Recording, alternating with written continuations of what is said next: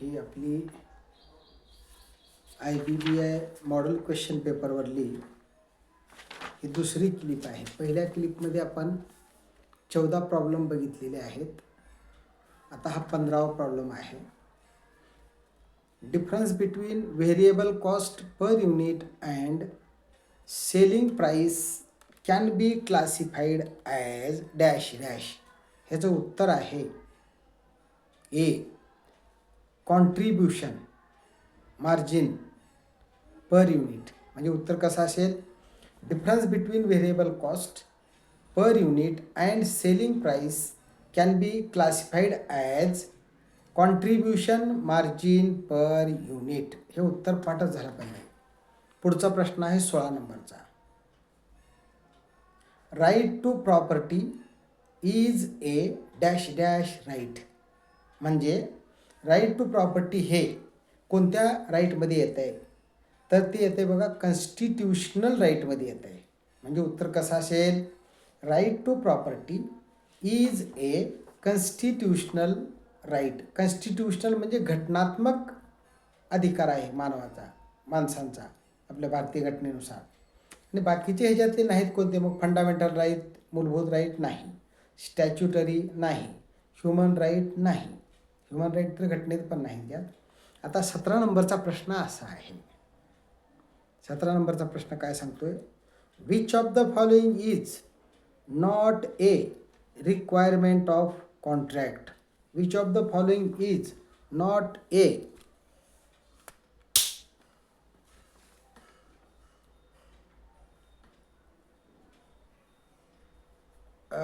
Not a requirement of contract. आता ह्याचं उत्तर आहे बघा अडिक्वेट कन्सिडरेशन. अडिक्वेट कन्सिडरेशन हे ह्याचं उत्तर आहे. म्हणजे अडिक्वेट कन्सिडरेशन हे कॉन्ट्रॅक्टची रिक्वायरमेंट नाही. मग रिक्वायरमेंट कोणत्या असतील असं जर आपल्याला विचारायचं असेल किंवा प्रश्न उलटा जर आला तर होसाठी कॉम्पिटंट पार्टीज हे कॉन्ट्रॅक्टसाठी असल्या पाहिजेत, फ्री कन्सेंट असलं पाहिजे आणि लिगल ऑब्जेक्ट असला पाहिजे. इलिगलसाठी देखील आम्ही कॉन्ट्रॅक्ट करू शकत नाही. Tort will not come under contract. म्हणजे कधी कधी परीक्षेत प्रश्न उलटून जर विचारला तर हे उत्तर असायला पाहिजे कॉन्ट्रॅक्टच्या रिक्वायरमेंट काय काय आहेत. ऑल ऑफ द अबो जर असेल उत्तर समजा तर त्या कंडिशनला असं असेल कॉम्पिटंट पार्टीज असल्या पाहिजेत, फ्री कन्सेंट असलं पाहिजे आणि लिगल ऑब्जेक्ट असला पाहिजे. कोणतं नाही? Adequate consideration. हे खूप महत्त्वाचं आहे. 18 नंबरचा प्रश्न. Performance of contract is one of the method to dash dash. याचा उत्तर काय असेल बघा डिस्चार्ज ऑफ कॉन्ट्रॅक्ट. म्हणजे आता हे वाक्य कसं असेल? Performance of contract is one of the methods to discharge contract. आता ह्याच्यामध्ये बाकीचे उत्तर वाचण्यात ह्या प्रश्नाला ते लागू होणार नाहीत. 19 नंबरचा प्रश्न कसा आहे? In case of a dash dash the duty is one imposed. Imposed म्हणजे लादणे by the law and is owed to the owed म्हणजे बंधनकारक owed to the community at large. म्हणजे हा प्रश्न कसा आहे? आता ह्याच्यामधलं उत्तर आहे उत्तर पूर्ण असं टॉर्ट हे उत्तर आहे त्याचं. मग वाक्य कसं होईल बघा in case of A tort. Tort म्हणजे काय आहे? सिव्हिल रॉंग आहे. ह्याची उदाहरणं 2 उदाहरणं दिलेली आहेत ह्याची. एखाद्या डॉक्टरनं एखाद्या पेशंटला जाणून बुजून कळत न कळत नुकसान केलं, इजा केली तर ते टॉर्टच्या अंडरखाली येते. दुसरं एखादी गाडी ड्रायव्हर आहे निष्काळजीपणाने गाडी चालवली ते देखील टॉर्टच्या अंडरखाली येते. आणि तिसरं महत्त्वाचं उदाहरण आहे एखाद्याच्या शेतीवर एखाद्याच्या प्लॉटवर एखाद्याने कळत न कळत बळजबरी जर अतिक्रमण केले तर त्याला देखील टॉर्ट म्हटलं जाते. टॉर्ट म्हणजे सिव्हिल रॉंग जे कायद्याच्या दृष्टीने चुकीचं आहे. आणि आता हे वाक्य पूर्ण करूया आपण. In case of A tort the duty is one imposed by the law and is owed to the community at large. हे वाक्य पूर्ण झालं असेल. परीक्षेत हा प्रश्न येणारच. पुढचा प्रश्न आहे 20 नंबरचा. As per section 36 of the IBC code 2016 the liquidator shall hold the liquidation estate dash dash dash.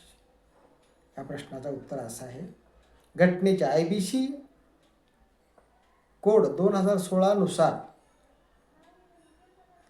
आणि सेक्शन 36 नुसार एखाद्या लिक्विडेटरने एखाद्या लिक्विडेशनच्या कंडिशनमध्ये त्यांचे जे क्रेडिटर असतात, बँका, धनको, त्यांच्यावर ही should maintain as a fiduciary for benefit of all the creditors.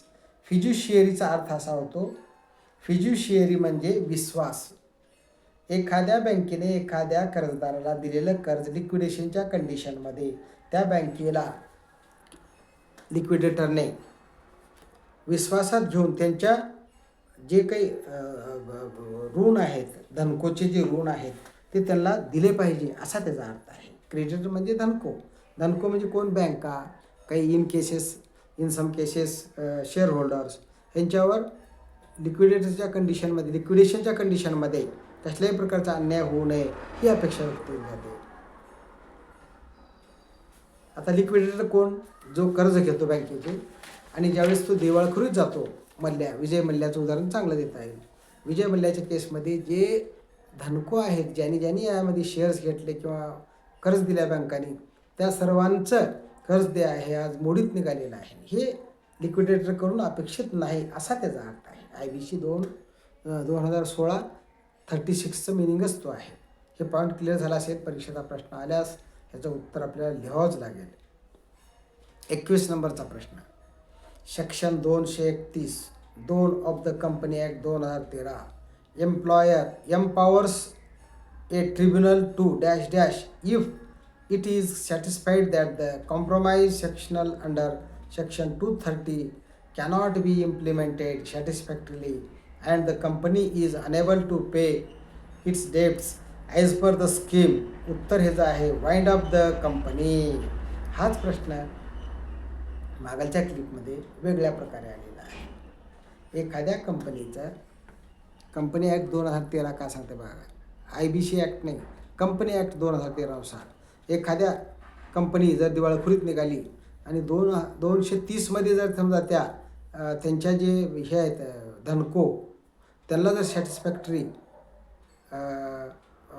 हे नाही झालं कर्जाची परतफेड, तर अशा कंडिशनमध्ये काय होते, 231(2) काय सांगते, तो wind up the company, directly company बंद करा हाच त्याच्यात आदेश निघतो. 230चं पालन नाही जर केलं तर 231(2) हे सांगते. आता प्रश्न परत एकदा वाचतो म्हणजे आपलं समाधान होईल. Section 231(2) of the company act 2013 empowers a tribunal to dash डॅशच्या ऐवजी काय, wind up the company. Tribunal सांगता येणार wind up the company if it is satisfied that the compromise section under 230 cannot be implemented. 230 नुसार जर तुम्ही implement नाही केलो तर 231(2) हेच सांगते बंद करा. Implemented satisfactorily and company is unable to pay its debts as per the scheme.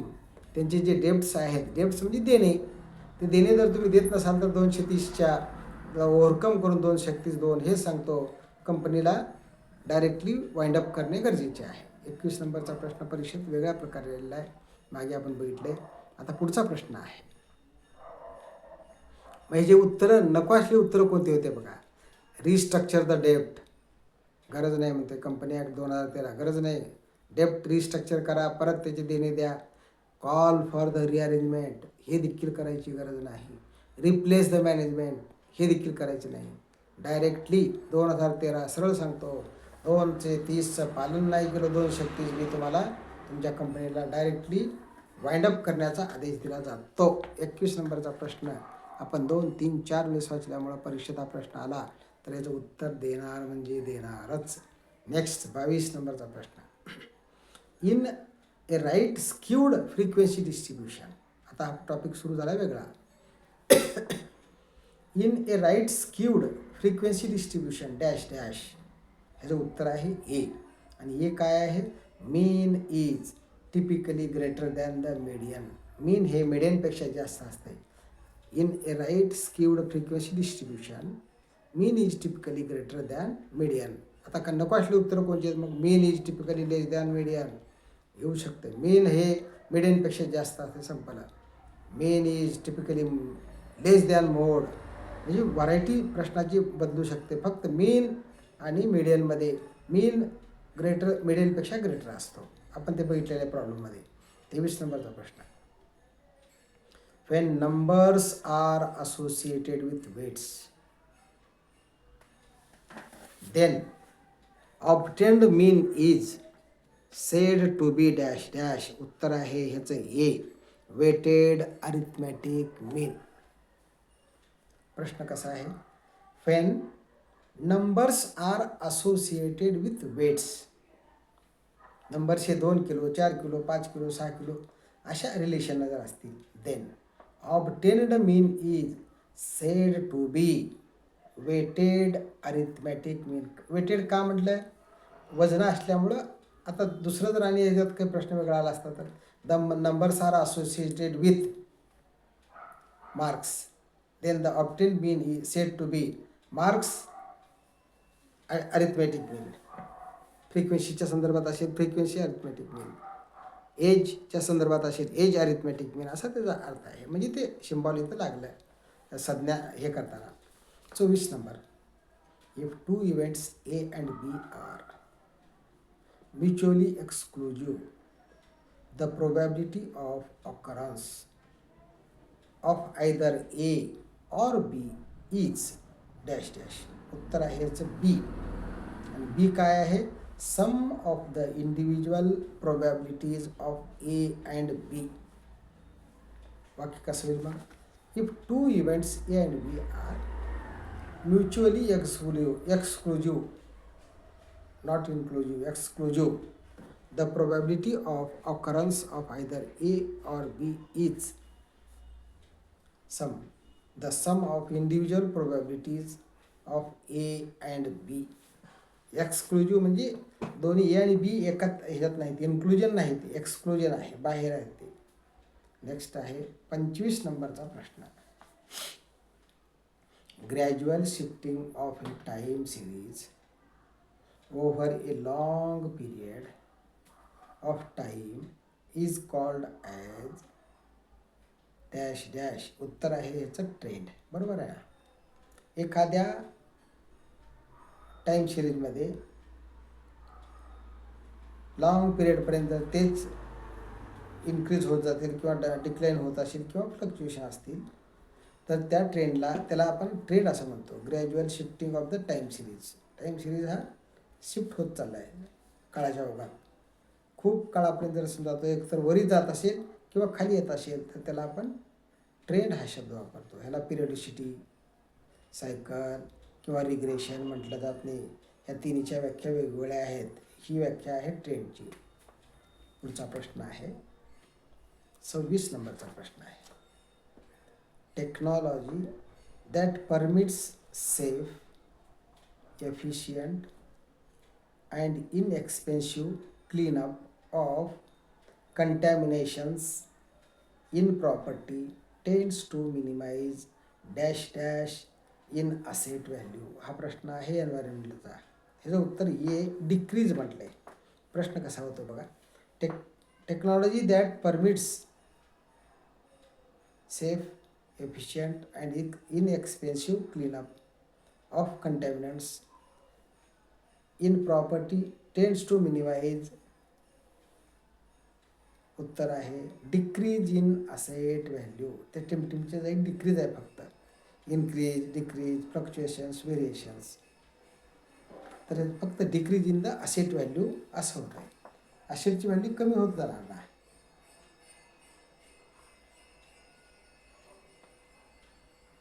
Increase व्हायला पाहिजे कॉडला. उत्तर बघा येतं जरा.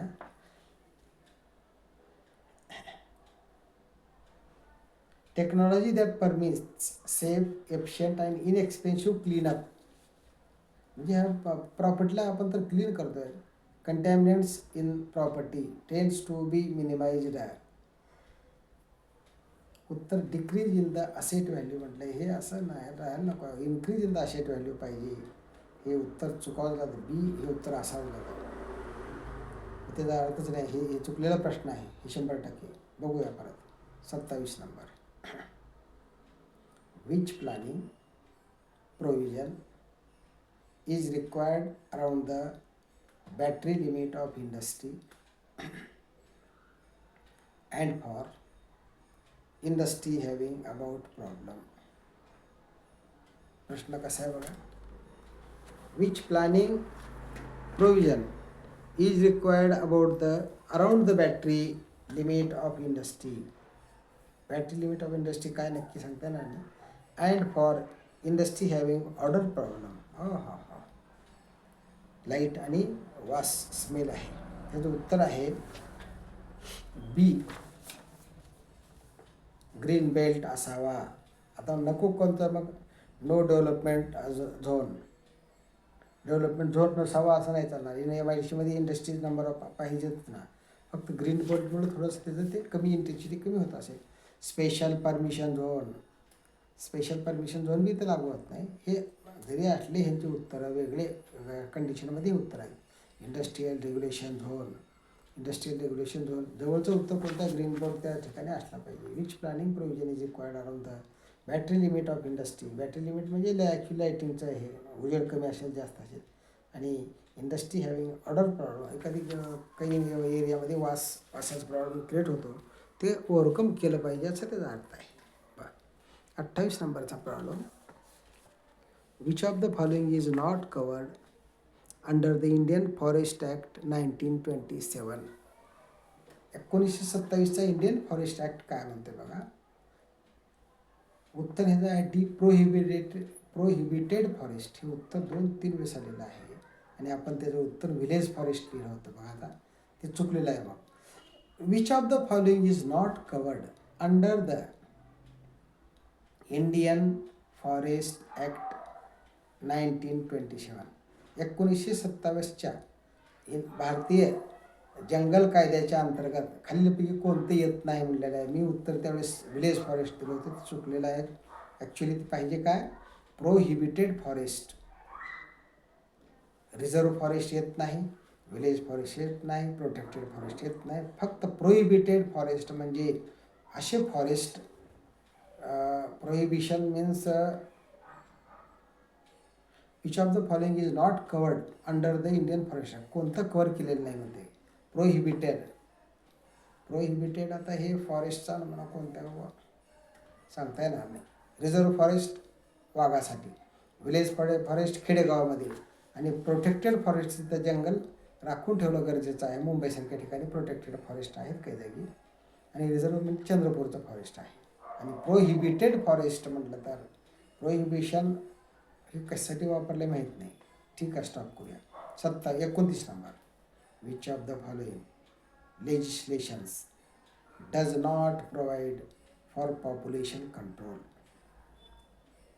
उत्तर आहे याचं D, the technology transfer of abuse act 2007. 2007चा टेक्नॉलॉजी ट्रान्सफर ॲक्ट हा legislation does not provide for pollution control. Which of the following legislations does not provide for pollution control. ह्याच्या पोल्युशन कंट्रोलसाठी खाल्ल्यापैकी कोणतं नाही असं म्हणणं आहे. आणि ह्याच्यामध्ये टेक्नॉलॉजी ट्रान्सफर ॲक्ट 2007 येत नाही. मग येतात कोणते, आता तो प्रश्न आपण वाचूया. 3च्या 3 वरचे येतात. The water act 1974. Water act 1974. Water ॲक्टमध्ये काय आहे, प्रिव्हेन्शन आणि कंट्रोल ऑफ द पोल्युशन आहे. असं वाचता येणार नाही. द वॉटर कंसामध्ये prevention and control of pollution कंस बंद ॲक्ट 1974. आपण असं वाचूया. The water act 1974 which include prevention and control of pollution. पाठ झालं. 74च्या नंतर दुसरा ॲक्ट आहे बघा, द एअर ॲक्ट 1974. 1974चाच तो ॲक्ट आहे. वॉटर ॲक्ट पण आहे आणि एअर पण आहे. मग एअरमध्ये काय कशाचं कंट्रोल आहे, prevention and control of the pollution, तेच आहे. आणि सी मध्ये काय, द एन्व्हायरमेंट ॲक्ट 1986. हा सगळ्यात मोठा ॲक्ट 1986 आहे. द एन्व्हायरमेंट प्रोटेक्शन ॲक्ट 1986 आहे. आता वरल्या प्रश्नाच्या लॉजिकली आता ह्याच्यात जर ऑल ऑफ द अबोवचं उत्तर कसं पाहिजे असतं, which of the following legislations does नॉटच्या ऐवजी does provide for pollution control, all of the above पोल्युशनच आहे ना, ऑल ऑफ द अबोव जर दिलं तर ते तिथं लॉजिक झालं असतं. नेक्स्ट 30 नंबरचा प्रश्न आहे. इथं आपण थोडी स्पीड कमी झालेली आहे. प्रश्नाचं रिव्हिजन, प्रश्नाला वेगळ्या प्रकारे ट्रीट करीत आपण पुढे चाललो आहे. ह्याचा फायदा एकच होईल, परीक्षेमध्ये जे आहे पाठ केलेले उत्तरं एका वेळेस विसरून जाऊ शकतात, पण हे असं रिवाईज करून हे केलेली उत्तरं त्या ठिकाणी 11th आवरला लक्षात राहतील असं माझा अंदाज आहे. 30 नंबर बघा. A valuer shall act with objectivity in the professional dealing by ensuring that his decisions are made dash dash. उत्तर आहे याचं A, without the presence of any bias. आता हे असं कसं होईल, प्रश्न कसं राहील, वाक्य कसं होईल बघा.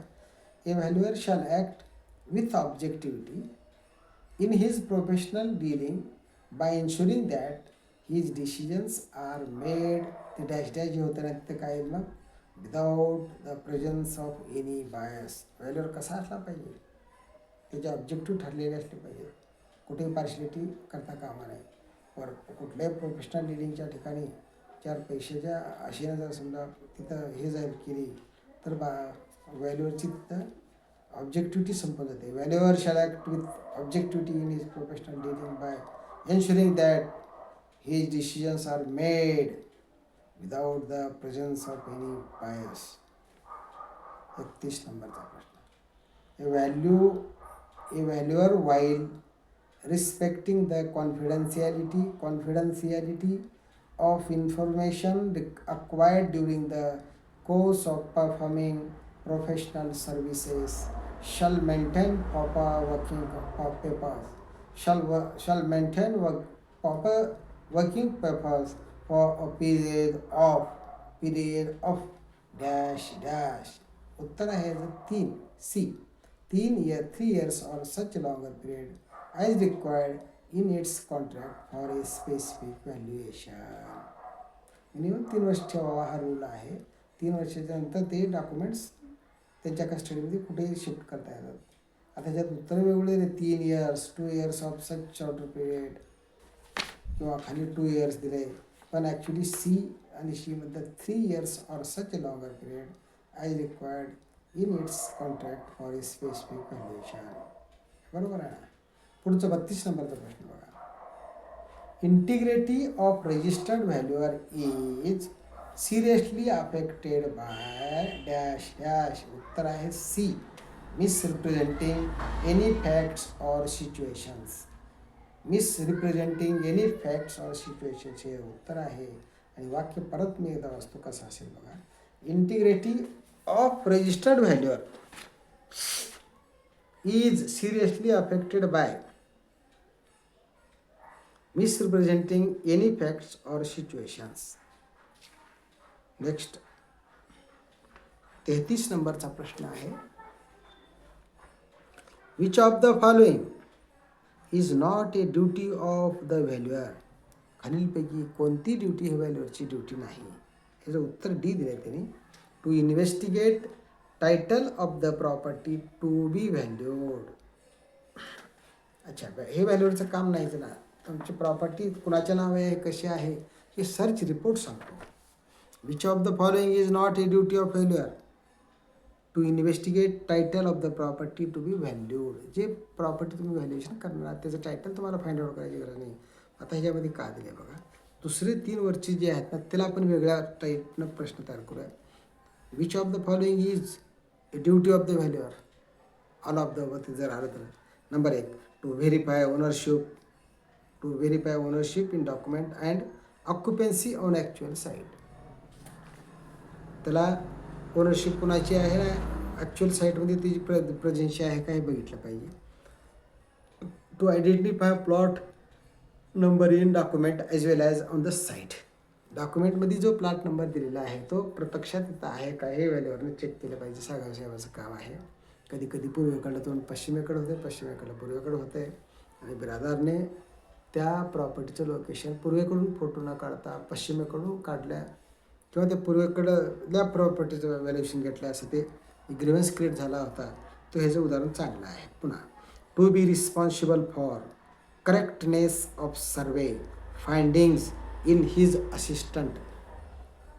आमचा सुनील ज्यावेळेस व्हॅल्युएशन करायला जातो त्यावेळेस सुनीलनं त्याचं काळजी घेतली पाहिजे. To be responsible for correctness of survey finding by the his assistant चुकला की व्हॅल्युअरला अंध व्हायची पाळी येते साहेब. आणि हे प्रश्न वेगळा होता. आता मग ड्युटी कोणती नाही व्हॅल्युअरची? To investigate title of property to be valued. हे कुणाचं काम आहे? व्हॅल्युअरचा सर्च रिपोर्ट काढणारी मॅडम आहे बडोदा बँकेची पाबले मॅडम. पाबले का? ते मॅडमचं काम आहे. Which of the following activity is not the role of valuer? Which of the following activity is not the role of the valuer? खालीलपैकी कोणत्या ॲक्टिव्हिटी व्हॅल्युअरचा रोल नाही? डी उत्तर दिलेलं आहे. D preparation of balance sheet. Balance sheet बनायचं काम व्हॅल्युअरचं नाही. मग आहे कोणतं? जर प्रश्न उलटा आला आणि ऑल ऑफ द अबोव जर म्हटलं तर फिजिकल व्हेरिफिकेशन केलंच पाहिजे. Estimation of the replacement cost new RCN काढलीच पाहिजे. ॲक्विजिशन कॉस्ट दिला असेल तर त्याच्यामध्ये सारे चार्जेस जे इन्क्लूड करायला पाहिजे ते इन्क्लूड केले की आरशीएन निघते.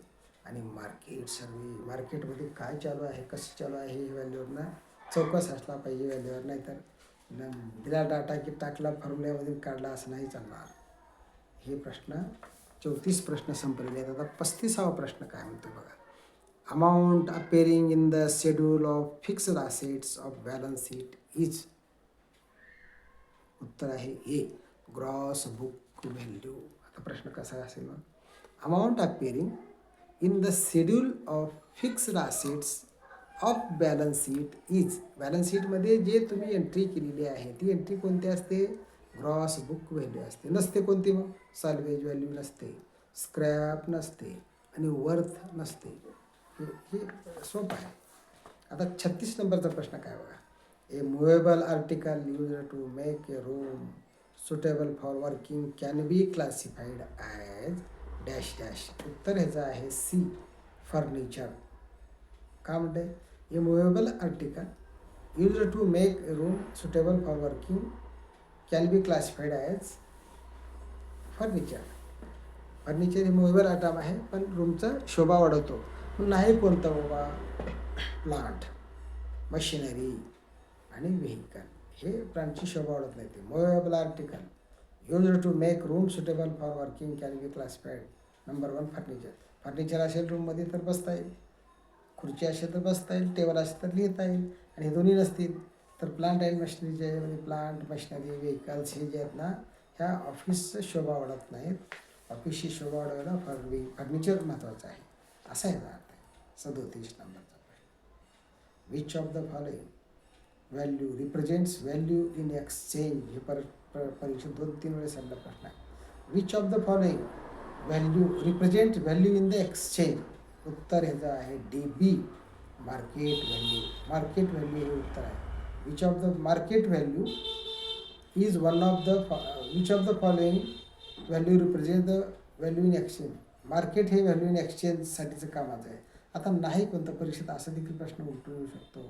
None of the above, all of the above हे प्रश्न कसं येईल? आता नन ऑफ द अबो म्हटलं तरी insurable none of the which of the following value represents value in exchange. Value in exchange म्हणजे नन ऑफ द अबोला काय मग? इन्शुरेबल व्हॅल्यू येणार नाही, यूज व्हॅल्यू येणार नाही, इंडेमनिटी व्हॅल्यू येणार नाही. म्हणजे 3च्या 3 नन ऑफ द अबो येते. आणि आहे कोणतं? Market value. हे लक्षात घ्या. व्हॅल्यू इन एक्सचेंजमध्ये बदल्यामध्ये हे करणे. इन्शुरेबल व्हॅल्यू बदला करता येत नाही, यूज व्हॅल्यू काढता येत नाही, मग एक्सचेंज करता येत नाही. इंडेमनिटी व्हॅल्यू म्हणजेच इंडेमनिटीचा अर्थ असा आहे इन्शुरन्स. इंडेमनिटी एखाद्या पार्टीचा, एखाद्या मशीनचा, व्हेकलचा, एखाद्या माणसाचा विमा उतरवणे आणि त्याची काही घटना घडली, नुकसान झाली तर नुकसान भरपाई देणे म्हणजेच इंडेमनिटी व्हॅल्यू आहे. चला पुढचं आहे व्हॅल्यू इन एक्सचेंज. काय मग? मार्केट व्हॅल्यू आणि बाकीचे जे आहेत ना नाहीत, हे पाठ झालं पाहिजे. इन्शुरेबल व्हॅल्यू नाही, येत नाही. यूज व्हॅल्यू एकाची व्हॅल्यू एकाला जात नाही आणि इंडिमनिटी देखील एकाची एकाला जात नाही. इन्शुरन्स तुम्ही एकाला देता येते का नाही, एक्सचेंज होत नाही, असा त्याचा अर्थ आहे. व्हेरी गुड, समजला. हा परीक्षेत प्रश्न आलेला आहे, येणार. आणि आल्यानंतर 60ला 59 कमी, 59ला 1 ॲड केले की 60 होणार. चला पुढचा प्रश्न 38 number. Utility is the only value ingredient for following property. उत्तर आहे सी, सर्व्हिस प्रॉपर्टी. आता हे प्रश्न कसा आहे बघा. Utility is the only value ingredient for following property. Service प्रॉपर्टीला तुम्हाला फक्त तिला वापरता येते, त्याला विकता येत नाही. आणि मग दुसरं युटिलिटी प्लस ट्रान्सफरेबल प्रॉपर्टी कोणकोणती आहेत. Investment property, marketable non investment property. Marketable non investment म्हणजे घर आपलं मार्केटमध्ये आहे पण इन्व्हेस्टमेंटच्या मार्केटेबल नॉन इन्व्हेस्टमेंट प्रॉपर्टी म्हणजे कोणती येईल, हेच आहे घर. बिझनेस ॲसेट आणि हे तिन्ही प्रॉपर्टी तुम्हाला विकता येतात, घेता येतात. ह्याच्यात चेंजेस होऊ शकतात. पण एक अशी आहे सर्व्हिस प्रॉपर्टी जिथं देवस्थान किंवा एखाद्या कम्युनिटीचं एखादी हे असेल, कॉलेज वगैरे, तर ती सर्व्हिसेबल प्रॉपर्टी आहे, असं त्याचा अर्थ आहे. 39. Which of the following asset may be considered as legal aspect affecting value of asset. खालीलपैकी कोणता legal aspect affecting the value of the asset. Which of the following aspect may be considered as a legal aspect affecting value of the asset. असेटची value जी आहे ना, त्याच्यावर affect करणारा जे आहे ना घटक, त्याचं उत्तर दिलेलं आहे बघा, D, custom duty. Custom duty हे जे ना, आता प्रश्न वाचल्यानंतर लक्षात. Which of the following aspect may be considered as legal aspect affecting the value of the aspect. बरोबर आहे ना. एखाद्या वस्तूची किंमत वाढताना जे आहे ना, कस्टम्स ड्युटी तुम्ही किती पे केला ते ॲड होते त्याच्यामध्ये. नाही कोणतं, capital cost, raw material shortage आणि कॅपॅसिटी हे त्याला लागू होत नाहीत. Which of the following may not be considered as a legal aspect affecting the value of asset म्हटलं असतं. May not be considered as a legal aspect affecting value of the aspect. तर ह्याच्यामध्ये capacity, capital cost, raw material हे त्याच्यात येत नाहीत. असा प्रश्न जमला असता. हे लक्षात आलं. कस्टम्स ड्युटी त्याच्यामध्ये जे आहे ना, कुठल्या which of the following aspect may be considered as a legal aspect affecting the value of the asset. एखाद्या असेटची व्हॅल्यू कधी वाढते, तुम्ही जे टॅक्स भरले आहे त्याच्यावर जे चार्ज लागलेले आहेत कस्टम्स वगैरे, तर ह्याच्यामुळे त्याची किंमत, त्याची व्हॅल्यू वाढते, असं त्याचा अर्थ आहे. दुसरं काहीच नाही. कॅपॅसिटी, पुन्हा capital cost, raw material cost हे त्याला इफेक्ट करत नाहीत. 40 नंबरचा प्रश्न आहे. Which of the following source is most reliable source pertaining to specification of machine. हा जो प्रश्न आहे,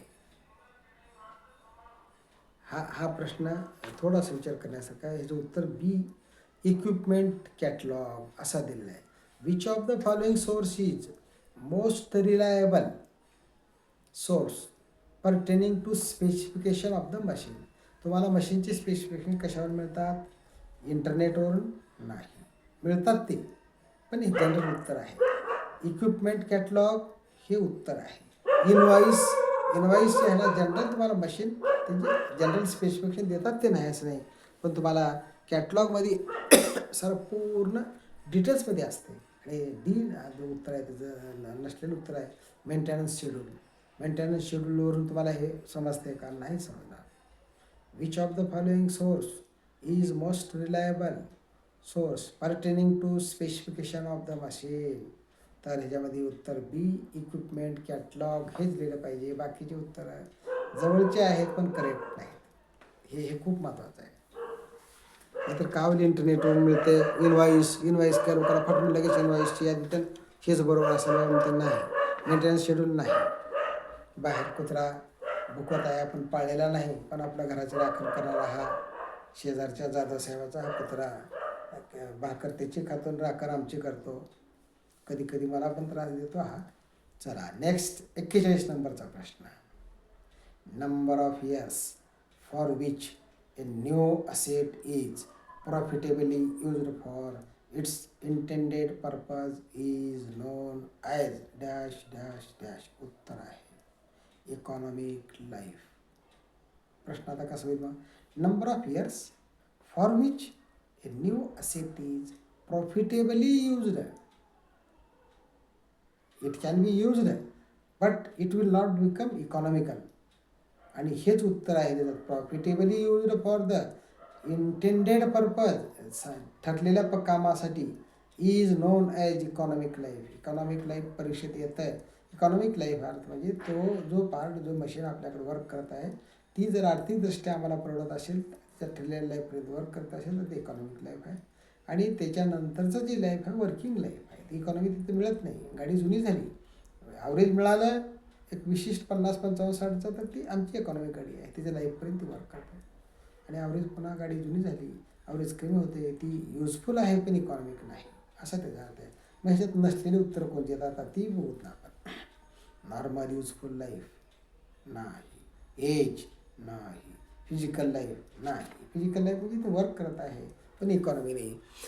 आणि परीक्षेत ही जी गडबड होते, हा परीक्षेत जर प्रश्न आला तर ह्या प्रश्नाचं उत्तर economic life will be most number of years for which new asset is profitably used for the intended purpose is known as economical life, असं ह्याचं उत्तर आहे. पुढचा प्रश्न 42 number.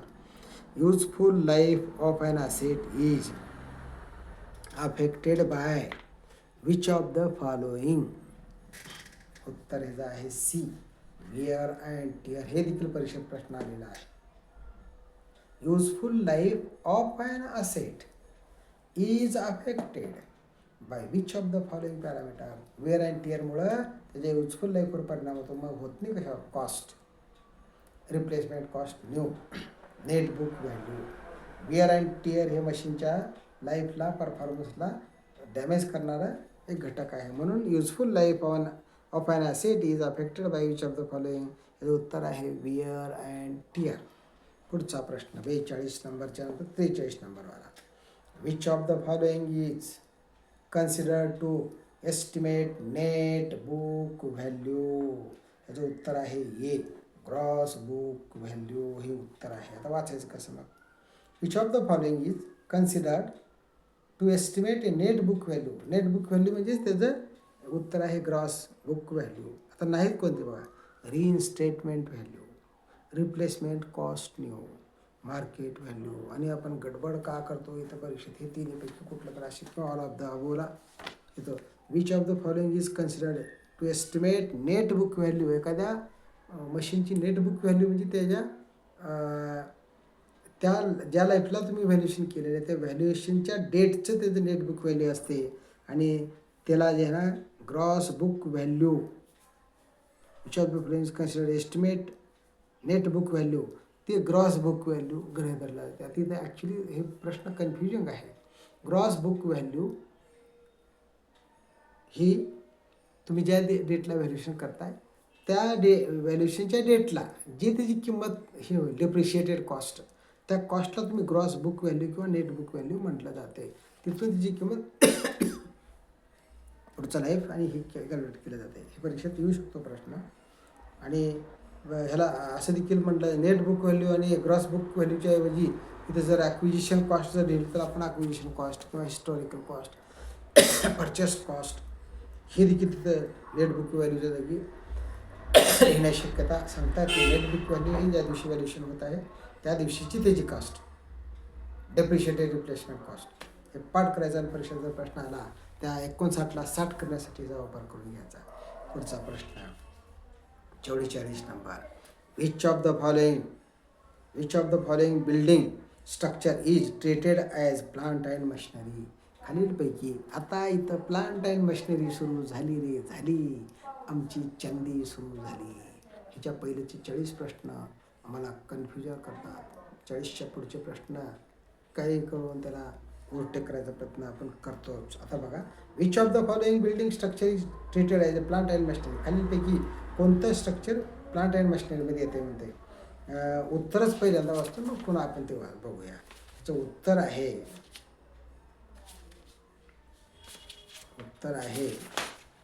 D, chimney to the boiler.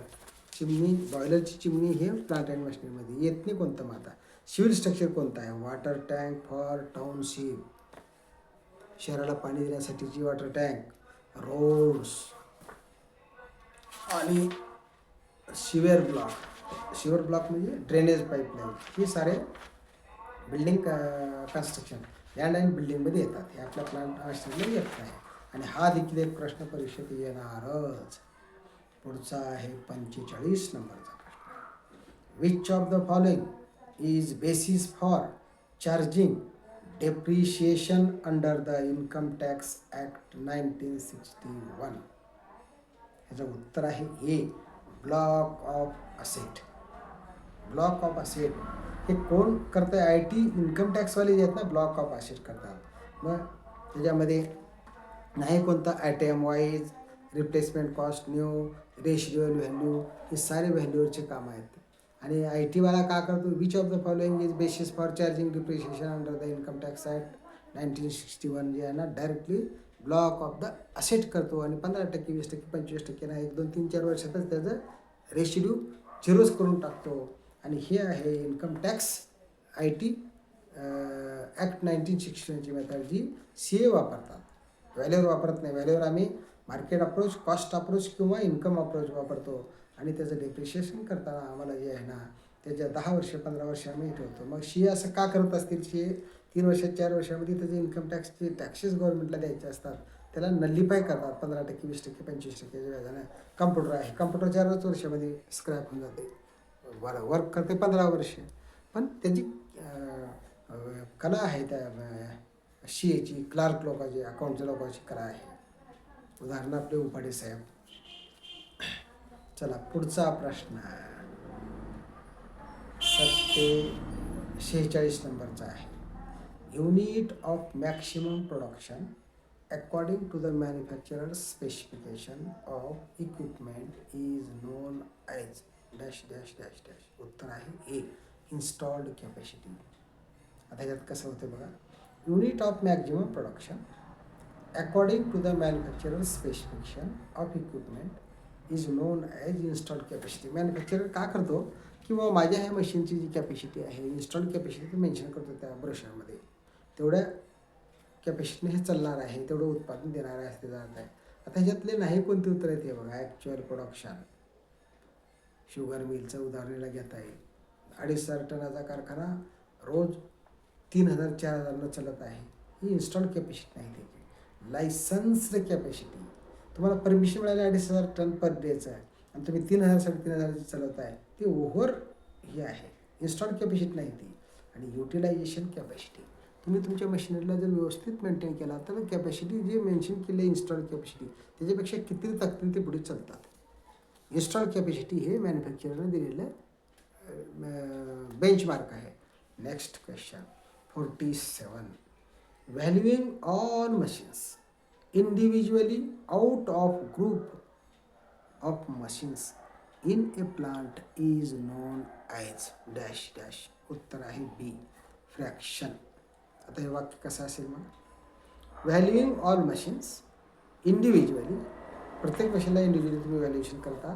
Out of group of machines in a plant is known as fraction. म्हणजे तुम्ही मशीनचं valuation काही काही ठिकाणी, समजा लेज मशीन आहेत 25, सेम कॅपॅसिटी सेम प्रोडक्शन साऱ्या एका स्ट्रोकमध्येच त्याचं व्हॅल्युएशन करता येते. पण मशीन जर व्हरायटीचे असतील, वेगवेगळ्या असतील, तर तुम्हाला ते फ्रॅक्शनमध्ये म्हणजे वेगवेगळ्या ह्याच्यानं डिवाईड करूनच त्याचं व्हॅल्युएशन करतात. Value all machines individually out of group of machines is known as fraction machining. आता ह्याची उत्तरं कशी आहेत बघा. नाहीत कोणते मग. Part, whole, part and fraction. आता इथं आपण गडबड करू शकतो. फ्रॅक्शनच्या ऐवजी पार्ट अँड फ्रॅक्शन करतो, इथंच उत्तर चुकतं आहे. किंवा पार्ट शब्द आपला पार्ट झालेला आहे, किंवा मशीनचं व्हॅल्युएशन करायचं आहे. तर 10 मशीन वेगवेगळ्या आहेत, तर तिला पार्टिंग करा, पार्टमध्ये डिवाईड करा, इव्हॅल्युएशन करा. नाही, त्याचं फ्रॅक्शन करा आहे. फ्रॅक्शन हे टेक्निकल वर्डिंग आहे. पार्ट अँड फ्रॅक्शन देखील नाही, पार्ट नाही आणि होल नाही. होल कधी आहे? Valuing all machines individually out of the machines. Individual करला तुम्ही म्हणजे फ्रॅक्शनच होणार त्याचं. आणि इन ए कॉमन जर म्हटलं आहे, valuing all machines commonly out of group of machines in in the plant is known as whole. म्हणजे हे जे प्रश्न वेगवेगळे तयार करू शकतात. पेपरवाला जो आहे कशी सेटिंग करेल सांगता येत नाही. वरचा प्रश्न चेंज करा आणि खाली उत्तर तेच ठेवला. आपण फ्रॅक्शन म्हणून मोकळं झालो. Valuing all machines commonly in a set of group of machines in a plant is known as. मग काय होईल? होल. पार्ट अँड फ्रॅक्शन बी होणार नाही. पार्ट अँड फ्रॅक्शन म्हणजे कधी कधी काही मशीन्स एकाच वेळेस 4चं करायचं आणि काही मशीन्स इंडिव्हिज्युअल करायचं. 4 म्हणजे तेच मशीन, तेच कॅपॅसिटी, तेच डेट ऑफ इन्स्टॉलेशन असेल तर अशा मशीनचं व्हॅल्युएशन तेवढं त्या ग्रुपला पार्टमध्ये करतात आणि बाकीच्याला फ्रॅक्शन करतात. हे प्रश्न समजलेला आहे. परीक्षेत आला तर याला सोडायचं आहे. प्रश्न कसा आला ते वाचायचं, ध्यान करायचं. 48 नंबरचा प्रश्न. Lowest value possible for a business is indicated by the dash dash. ह्याचं उत्तर आहे C. Liquidation value of the net tangible asset. Liquidation value of the net tangible asset. अर्थ कसा आहे बघा. Lowest value possible for a business in balance sheet. Lowest value possible for a business is indicated by the liquidation value of the net tangible asset. प्रश्न थोडासा confusion आहे, जरा लक्ष करा. Lowest value possible for a business is indicated by the liquidation value of the net tangible asset. हे उत्तर आहे. त्याचा अर्थ समजण्यासारखं नाही. आता नसलेलं कोणतं आहे बघा. Lowest value possible for the business asset is indicated, not indicated by म्हणजे net book value of the asset appearing in the balance sheet. आहे business enterprise value of tangible asset. ही व्हॅल्यू ऑफ टँजिबल असेट देखील उत्तर लिहिण्याची शक्यता सांगता येत नाही, म्हणून थोडंसं लक्ष करायचं आहे. Lowest value possible for A businessman is indicated by the liquidation value of the net tangible asset. जी कमीत कमी व्हॅल्यू आहे त्याची. 49 नंबरचा प्रश्न काय बघा. Which of the following approaches is generally used while valuing specialized plant and machinery. Specialized टाईपचे plant and मशिनरीचं व्हॅल्युएशन जर करायचं असेल कोणती मेथड तुम्ही वापरता, असा त्याचा प्रश्न चालत असणार आहे. Which of the following approaches is generally used while valuing specialized plant and machinery. उत्तरं 4 दिलेले आहेत आणि ह्याचं उत्तर सी जे आहे ना, कॉस्ट बेसिस, हे बरोबर आहे म्हटलेलं आहे. मग दुसरे कोणते आहेत? मग मार्केट अप्रोच वापरायचे नाही, इन्कम अप्रोच वापरायचे नाही, सेल्स कंपॅरिझन मेथड देखील वापरायची नाही, फक्त कॉस्ट मेथडला वापरायचं. स्पेशलाइज्ड पर्पज मशीन्स म्हणजे NCC, NCWMC जे असतात ना, ह्या कॉस्ट असतात 2-2 कोटी. जर 2 वर्ष 3 वर्षानंतर व्हॅल्युएशन जर काढायचं असेल तर कॉस्ट अप्रोचने डेप्रिशिएशन करायचं. एखादी मशीन जर समजा छोटी असेल पण खूप भारी असेल, इन्कम जनरेट करणारी असेल तर त्याचं इन्कम अप्रोचने केलं जाते. पण ही स्पेशलाइज्ड आणि भारी मशीनला ते लॉजिक नाही. मार्केट अप्रोच कोणाचा असतो? जी मशीन, नव्या मशीनचा अप्रोच मार्केट अप्रोचने करता येत नाही. जुनी मशीन जर असेल, जुनी झाली तर त्याचे कंपॅरेटिव्ह मार्केटद्वारा कंपॅरिझन करून मार्केट अप्रोचने त्याची व्हॅल्यू काढायला येते. व्हेकलचं उदाहरण चांगलं आहे. सिव्हिलमध्ये प्लॉटिंगचं उदाहरण चांगलं आहे. मार्केट अप्रोच वापरतात सागावश्या.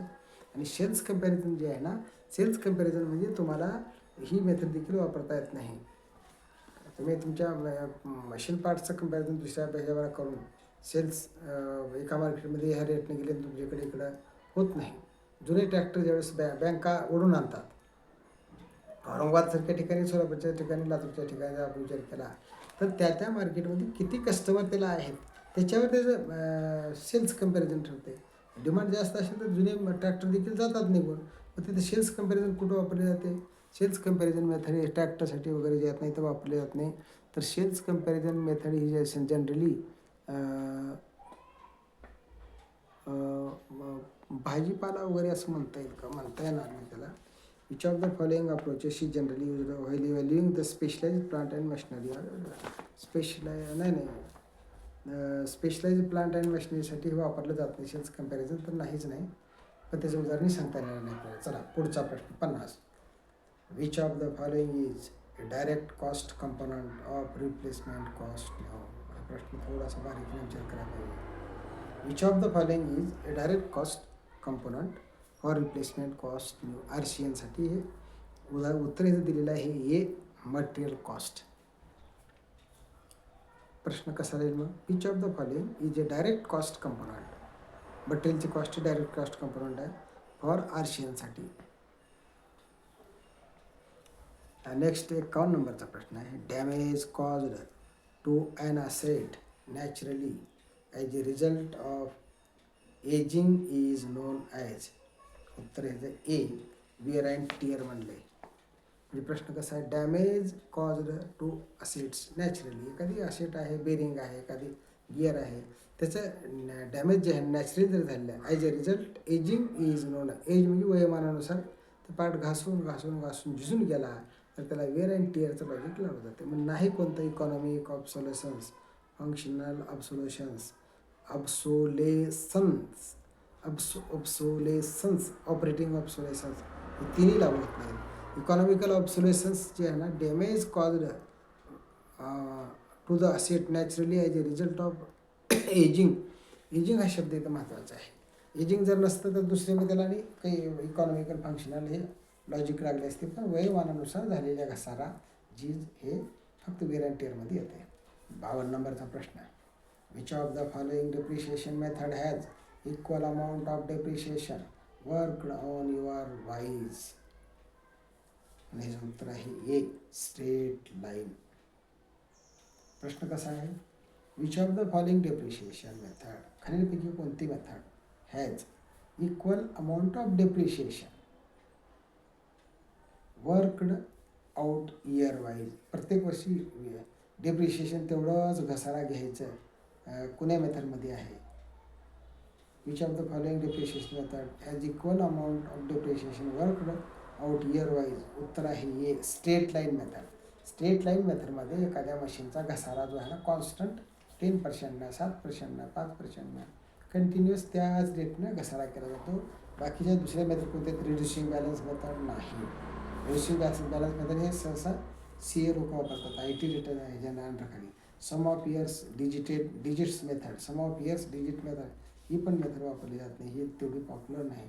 आणि लोआ कर्व तर आपल्याकडे नाहीच, आपल्या सिलेबसला पण नाही, ते काय नक्की आपल्याला माहीत नाही. पण एखादी कंटिन्युअस डेप्रिशिएशनसाठी स्ट्रेट लाईन मेथड वापरली जाते. 53 नंबरचा प्रश्न,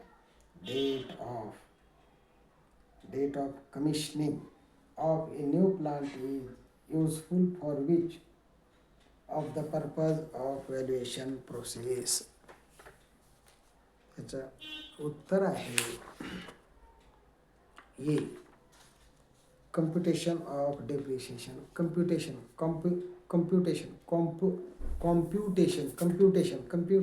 ऑफ डेप्रिशिएशन, कम्प्यूट करणे. Date of commissioning of a new plant is useful for which of the purpose of valuation process. एखादी प्लांट, एखादा इरेक्शन झाला, इरेक्शनची जी डेट आहे ती कुठं कामाला येते, इरेक्शनच्या नंतर त्याचं स्टार्टिंग कधी झालं, जर काही काळानं जर झालं असेल ते देखील लॉजिक वेगळं आहे. तर कम्प्युटेशन ऑफ डेप्रिशिएशनसाठी तुम्हाला ज्या दिवशी तुम्ही मशीन इन्स्टॉल केलं त्या दिवशीपासून तुमचं डेप्रिशिएशन स्टार्ट होतं आहे असं त्याचं आता नसलेलं उत्तर कोणते बघा. कम्प्युटेशन ऑफ फंक्शनल ऑब्सोलेशन्स काढण्यासाठी वापरले जाते का, नाही. कम्प्युटेशन ऑफ इकॉनॉमिक ऑब्सोलेशन्स नाही. कम्प्युटेशन ऑफ प्रॉफिट नाही. डेट ऑफ कमिशनिंग ही एखाद्या नवीन प्लांटची ज्यांना कोणत्या ठिकाणी कामाला येते. कम्प्युटेशन ऑफ डेप्रिशिएशन, मशीनचा घसारा कितीचा होत चालला वर्षाला कुठे जायचं आहे. 54 नंबरचा प्रश्न आहे, depreciation caused to machine in addition to physical wear and tear is known as dash dash. याचं उत्तर आहे डी, ऑब्सोलेसन्स. बघा आता, depreciation caused to machine in addition to physical wear and tear. पहिलं मशीनचं फिजिकल विअर अँड तर चाललंयच, उचलाले, पण त्याच्यामध्येच ती मशीन ऑब्सोलेट होण्याच्या मार्गावर झाली, काही प्रॉब्लेम दुसराच क्रिएट झाला, तर त्याला आपण का म्हणतो? वेअर अँड टेअर प्लस हे. तर त्याचं उत्तर ऑब्सोलेसन्स. ऑब्सोलेसन्स म्हणजे त्या मशीनमध्ये आलेला वर्किंगसाठीचा अडथळा आहे तो. नाही कोणता straight line depreciation, depreciation due to usage, written down value. उत्तर इथं कन्फ्यूज करण्यासारखे, त्याला पाठ केल्याशिवाय पर्याय नाही. Depreciation caused to machine in addition to physical wear and tear is known as obsolescence. Obsolescence म्हणजे एखाद्या मशीनच्या वर्किंगमध्ये आलेला अडथळा, कमकुवतपणा, ऑब्सोलेट होणे. नेक्स्ट 55 नंबरचा प्रश्न आहे. पोटेन्शियल इन्कम मीन्स, उत्तर आहे A, income that an enterprise is capable of earning. Potential income म्हणजे एखाद्या, पोटेन्शियल म्हणजे त्याच्यामध्ये इन्कम काढण्याची क्षमता आहे. पोटेन्शियल इन्कम मीन्स, उत्तर हे आहे, income that an enterprise is capable to earn. म्हणजे ते करू शकतो असा त्याचा अर्थ आहे. ते एंटरप्राइज मिळवू शकते. नाही कोणतं आहे प्रोजेक्टेड रेव्हेन्यू. बघा आपण वळातली तमारायची की 10 वर्षांना आपला रेव्हेन्यू एवढं वाढणार आहे, नाही. तुम्हाला तुमची कॅपॅसिटी समजते किंवा आपण एवढ्या वर्षामध्ये आपण ह्याला असं डेव्हलप करू शकतो, हे ओळखून घ्यायची ताकद पाहिजे. पोटेन्शियल आपल्याला ओळखता आलं पाहिजे, आपली स्ट्रेंथ आपल्याला ओळखता आली पाहिजे, आपली विकनेस ओळखता आली पाहिजे. आपण जर समजा बीचा उदाहरण केला, projected revenue, actual income earned by the enterprise. प्रत्यक्ष इन्कम तर मिळतेच, पण तुम्ही अपेक्षा केल्या 10,000 रुपये महिन्याला मिळवायची इन्कम तुमच्या बिझनेसमधून, आणि तुम्हाला जर 9,000 मिळाले, म्हणजे तुमच्या actual income earned by the enterprise 10,000 आहे, 9,000 झालं. गोईंग कन्सर्न व्हॅल्यू जसं आहे तसं चाललं आहे व चालल्या. एखादी बिझनेस असतो आपला जुना, त्या बिझनेसमध्ये आपण 10,000 महिन्याला आपली इन्कम होली त्या बिझनेसमधून, आपण 50,000ची अपेक्षा जर करणार गेलो, 20ची जर करणार गेलो, 11ची जरी करणार गेलो, 11,000 जरी मिळाले पाहिजेत, तर ते 10ला 10च मिळाले नाही, जे मिळाले ते चला चल द्या, त्याला गोईंग कन्सर्न असं म्हणतात. जसं आहे तसं चल द्या.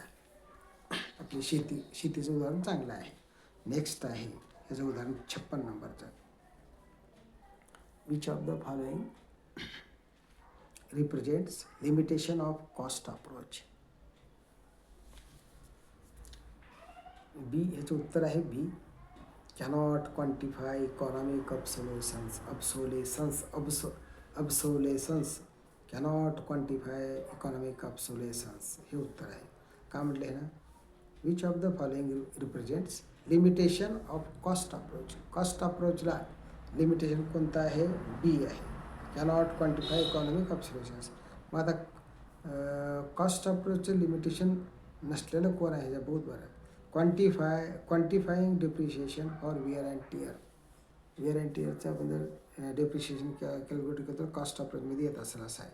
क्वांटिफाईंग टेक्नॉलॉजिकल ऑब्सोलेसन्स कॉस्ट अप्रोचला येत असेल ते. आणि estimation of the replacement cost हे देखील कॉस्ट अप्रोचला येत असेल. येत नाही कोणतं? Which of the following represent limitation of the cost approach. Cost अप्रोचचे हे लिमिटेशन आहे. Cannot quantify economic obsolescence. Cost approach हे इकॉनॉमिक ऑब्सोलेसन्सला फाइंड आउट करू शकत नाही, ओव्हरकम करू शकत नाही, ह्याचं बद्दल काही आपले रिमार्क देऊ शकत नाही कॉस्ट अप्रोच. नेक्स्ट आहे 57 नंबरचा प्रश्न. In which of the following method valuer adjust prices paid for comparables with subject asset to estimate value of the subject asset. त्याचं उत्तर आहे डी, सेल्स कंपॅरिझन मेथड. प्रश्न परत वाचतो. In which of the following method valuer adjust prices paid to comparables with subject asset to estimate value of the subject asset. Sales कंपॅरिझनमध्ये तुम्हाला व्हॅल्यूची adjustment करता येते असं त्याचा अर्थ आहे. नाही कोणतं मग depreciated replacement cost method, discounted cash flow method, rule of thumb method. Rule of thumb आपण परीक्षेत गडबडीत रूल ऑफ थंब मेथड म्हणतो. इथं सेल्स कंपॅरिझन मेथडमध्ये तुम्हाला तुमच्या प्रॉडक्टच्या किमती ॲडजस्ट करता येत असतील बहुतेक. In which of the following method valuer adjust करतो. Very good. Prices paid for comparables with subject assets to estimate value of the subject asset. Okay, valuer करतो आहे गडबड. सेल्स कंपॅरिझन मेथडमध्ये. बरं 58 नंबर आहे. Data collected by market approach does not normally include collecting one of the following. याचा अर्थ काय? Data collected by the market approach does not normally include following. उत्तर हे जे आहे D, income attributes to the asset. Income attributes to the asset म्हणजे प्रश्न कसा आहे बघा. Data collection by market approach does not normally include collecting one of the following income attributes to the asset. मग इन्क्लूड कोणता? Technical specific गरज नाही, fixed asset register गरज नाही, डेट ऑफ द इन्स्टॉलेशन गरज नाही, मार्केट अप्रोचला त्याची गरज नाही. फक्त तुम्हाला कोणता income attribute to the asset महत्त्वाचं आहे. तर 2 प्रश्न राहिलेले आहेत. थोडंसं 1 सेकंदाची रेस्ट घेऊया आपण.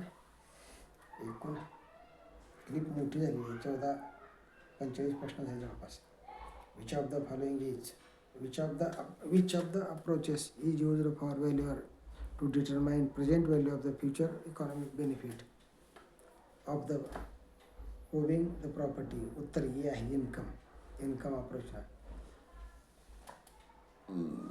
Which of the approaches used to evaluate determine present value of the future economic benefit? Income approach हे करता आहे. 60 नंबर कोणता आहे?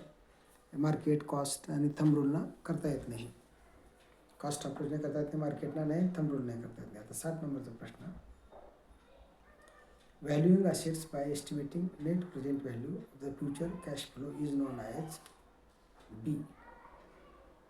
त्याच्यामध्ये काय केले? ABCDचं EF केलं बघा. डिस्काउंटेड कॅश फ्लो मेथड हे उत्तर आहे.